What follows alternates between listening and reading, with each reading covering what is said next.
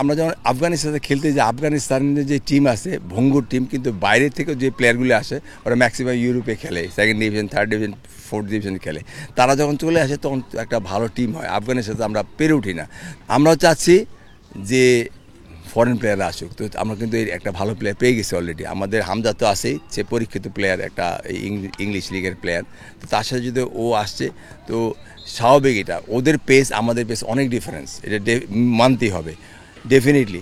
সুতরাং এই পেসে যখন খেলবে আস্তে আস্তে কোঅপ করতে পারবে। ও যে ফাইভে যে খেলাটা খেলতেছে বা হামজা এসে যে খেলাটা খেলবে তার সাথে কোঅপ করতে একটু সময় লাগবে। আমার মনে হয় এটা আমাদের বাংলাদেশ ফুটবলের জন্য অনেক ভালো একটা দিক যে ফরেন প্লেয়াররা আসতেছে, তারা খেলতে চাচ্ছে, দেশের হয়ে খেলতে যাচ্ছে। হামজা আমরা অনেক দিন যাওয়ার চেষ্টা করেছিলাম হামজাকে নিয়ে আসবো, অ্যাট লাস্টে আমরা কিন্তু পেরেছি, হামজা চলে আসতেছে। তো হামজার সাথে এই প্লেয়ারটা আসছে, এই প্লেয়ারের গতিও ভালো, সব দিক দিয়ে ভালো।